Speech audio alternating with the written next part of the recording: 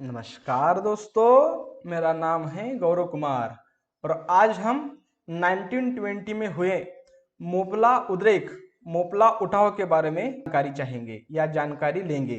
अब देखिए 1920 में अब मतलब ये इशू क्यों डिस्कस में है, तो मलयालम डायरेक्टर आशिक अबू एक्टर पृथ्वीराज को लेकर मोपला उठाव के जो एक हीरो रहे थे वरियन वरियन कुन्नथु हाजी, उनको लेकर एक फिल्म बनाने के लिए उन्होंने घोषणा कर दी थी। अब बात ये थी कि स्टेट के जो कुछ राइट विंग पार्टीज है उन्होंने इस मुद्दे को अब अपने पॉलिटिक्स का हिस्सा बना लिया है। हम इस बारे में क्यों पढ़ रहे हैं? क्योंकि हम अपने राज्य घटना में हिंदू मुस्लिम एकता, सर्वधर्म निरपेक्षता के बारे में पढ़ते हैं और जब हम इस टर्मिनोलॉजीज के बारे में पढ़ते हैं जो हमारी राज्य घटना का सबसे महत्वपूर्ण अंग में से एक है, इसलिए मुझे ऐसा लगता है कि हम सारे इश्यूज को तो डिस्कस नहीं कर सकते या उस पर अपना मत नहीं व्यक्त कर सकते, लेकिन जब ऐसे इश्यूज कुछ डिस्कशन में आ जाते हैं जो हमारे पूरे भारत की एकता को तोड़ने का काम करते हैं, इस ऐसे इश्यूज को हमने डिस्कस करना ही चाहिए। मतलब अब 1921 का उठाव क्या था, हम इसकी जानकारी लेंगे। तो 1920 से पहले वहाँ पे मोपला नाम के एक मुस्लिम जमात रहती थी और ये कहाँ रहती थी? ये जो केरला का मलबार रीजन है, वैसे तो हम पूरे केरला के कोस्ट को ही मलबार कोस्ट कहते हैं, उसी मलबार कोस्ट का जो सदर्न रीजन है उस रीजन में ये मोपला जमात रहती थी। अब इशू क्या हो गया कि 1920 से पहले वहां पर मेजॉरिटी तो मुस्लिम जमात थी, मतलब ये मोपला जमात थी, लेकिन उनके ऊपर राज्य कौन कर रहा था? तो हिंदू जमींदार लोग कर रहे थे पर अलग अलग टैक्सेस लगाते थे, उन पर अलग अलग तरीके का अन्याय करते थे। इसीलिए इन मुस्लिम जो मोपला रिबेलियन थे या मोपला जो जमात थी, उनको हिंदू जमींदारों के खिलाफ उनके मन में आग पनपनी शुरू हो गई थी। डायरेक्टली हिंदू वर्सेस मुस्लिम संघर्ष यहाँ पे नहीं है, यहाँ पे बात थी कि जो कुछ मुस्लिम जमींदार अरे जो कुछ हिंदू जमींदार मुस्लिम मोपलास पर अन्याय करते थे, उन हिंदू जमींदारों के खिलाफ वहां के मोपलाज में अब संघर्ष पनपना शुरू हुआ था। अब हम आगे देखेंगे तो क्या हुआ, 1920 में एक खिलाफत मूवमेंट शुरू हुई थी।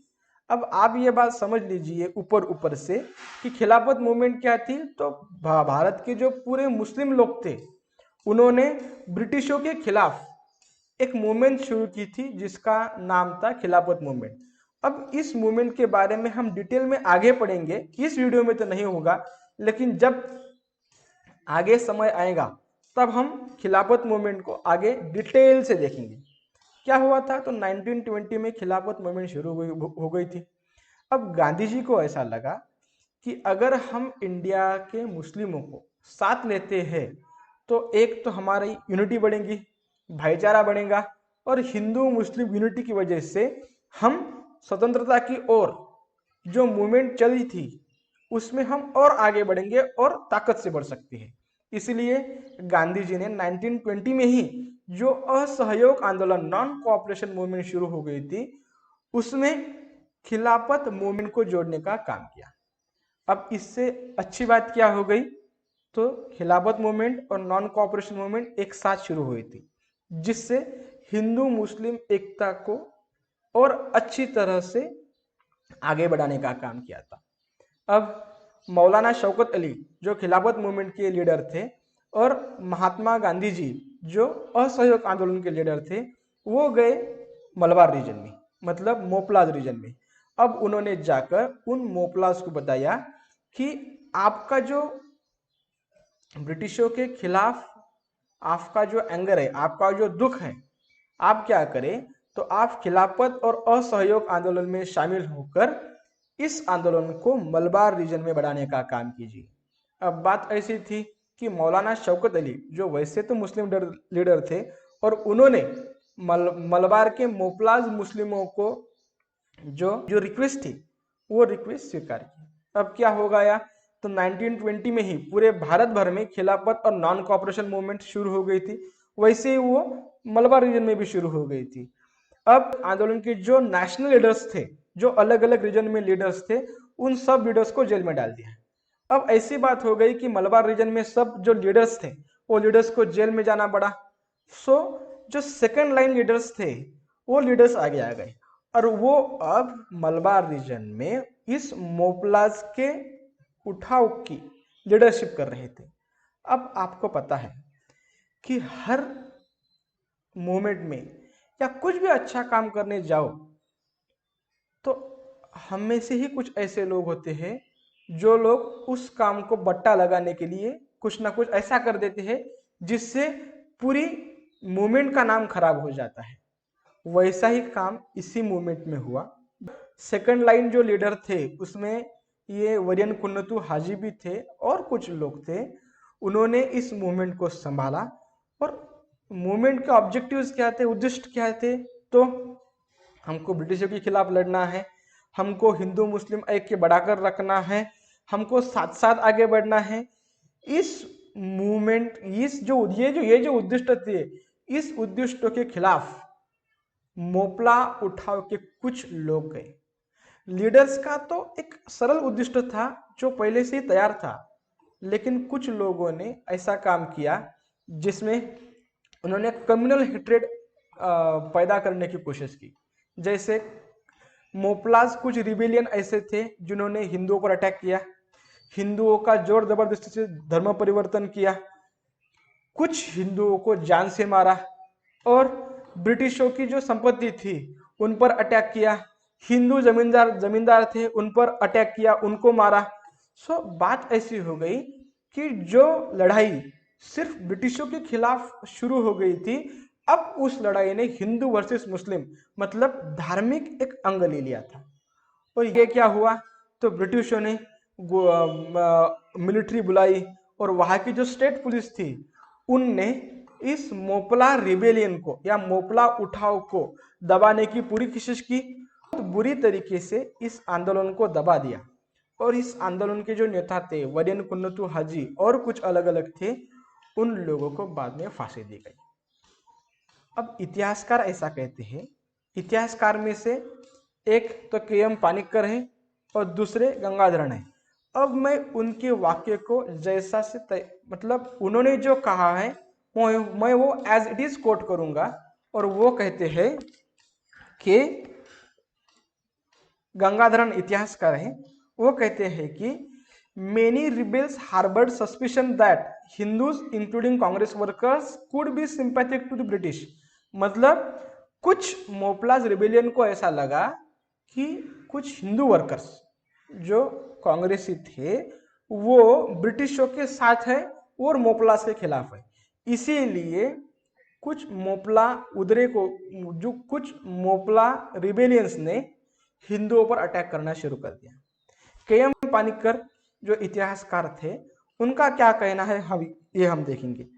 तो वो कहते थे कि top rebel leader including Ali Musliyar and Variyamkunnath Kunjahammed Haji discouraged and opposed forcible conversions and looting the destruction of property belonging to non-Muslims।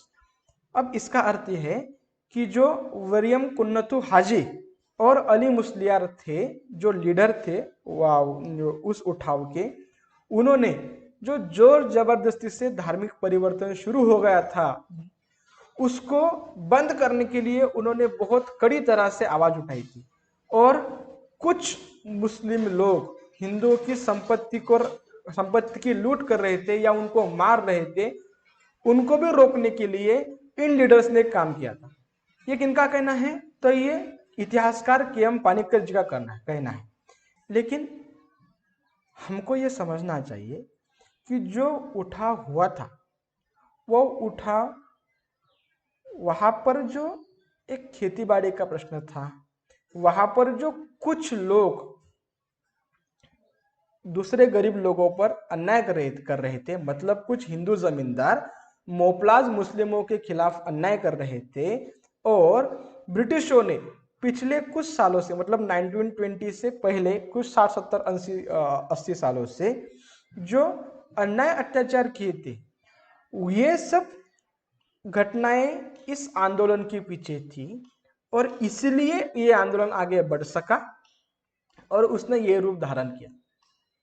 आंदोलन का प्रमुख उद्देश्य हिंदू मुस्लिम एकता था, ब्रिटिशों को भारत से निकाल देना था, और हम खुद के जो अधिकार है, ये खुद के अधिकार पाने की कोशिश करना था। कुछ मोपलाज रिबेलियन थे जिन्होंने इस हिंदू मुस्लिम ऐक्य को तोड़ने के लिए कुछ ऐसा काम किया जो बुरी बात थी, लेकिन इसलिए सारे मोपलाज रिबेलियन को जवाबदेही मानना ये अच्छी बात नहीं है। ये जो मूवमेंट चली थी, ये मूवमेंट उस स्वतंत्रता के आंदोलन का ही एक भाग थी, जिसका परिणाम हमने 1947 मतलब 1947 में देखा था। अब इस आंदोलन में क्या हुआ, तो लगभग 10,000 मोपलाज की डेथ हो गई, और ब्रिटिशों ने इन सबको मारा था। दूसरी क्या थी, एक वैगन ट्रेजेडी हुई थी। वैगन मतलब आप रेल का एक डब्बा बोलेंगे।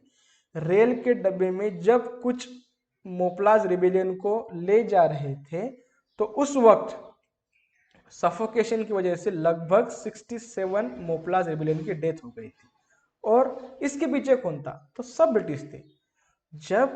मेरा ये कहना है कि जब ये सारी बातें डिस्कशन में आ जाती है, तो हमको ये पता होना चाहिए कि ये सब किया ब्रिटिशों ने, उनका राज्य अच्छा रहे, उनका राज्य आगे चले इसलिए। लेकिन आज भी हम उस एंगल को हिंदू वर्सेस मुस्लिम करके देखते हैं, और हम आज के भारत में हिंदू बनाम मुस्लिम बनाने की कोशिश करते हैं, और दो धर्मों में दरार डालने की कोशिश करते हैं। ऐसा नहीं होना चाहिए। इसलिए मेरे प्यारे दोस्तों, ये हमको समझना चाहिए कि जो मोपला उठा था वो हिंदू वर्सेस मुस्लिम नहीं था, वो ब्रिटिशों के खिलाफ था, लेकिन कुछ गलत विचारों के लोगों की वजह से इस पर एक हिंदू वर्सेस मुस्लिम का धब्बा लगा, जो बुरी बात थी। भी कुछ चीजों को अच्छी तरह से नहीं समझ सकते, तो मुझे ऐसा लगता है कि चुप रहना बेहतर बात है, क्योंकि आज हम हैं, अगले 50-60 सालों में हम नहीं रहेंगे, लेकिन ये देश रहेगा, और ये देश रहना ही चाहिए। और अगर हम हिंदू बनाम मुस्लिम की लड़ाई में हमारे देश को आगे बढ़ते ही लेके जाएंगे, तो उसमें सबसे बुरी बात तो ये रहेगी कि जो कॉन्स्टिट्यूशनल इथॉस है हमारी राज्य घटना का जो एक मूल बेस है, जो यूनिटी है, सेकुलरिज्म है, बंधुभाव को आगे बढ़ाना है, ये टूट जाएगा। और हम हमारी आने वाली पीढ़ियों को क्या देंगे, हिंदू वर्सेस मुस्लिम। तो मेरा ये कहना है कि हम ऐसे जो इश्यूज हमारे सामने आ जाते हैं, उस इश्यूज को हमने बहुत अच्छी तरह से देखना चाहिए, आंखें खुली करके देखना चाहिए, और उसके बाद हमारी जो राय है वो बनानी चाहिए। इसीलिए मुझे ऐसा लगता है कि इस देश को एक रखने के लिए हम कास्टिस्ट सेक्सिस्ट जो रिमार्क है, उन रिमार्क्स पर बहुत अच्छी तरह से सोच समझकर बयान देना चाहिए, क्योंकि ये देश रहना चाहिए, ये देश रहना चाहिए। Thank you very much.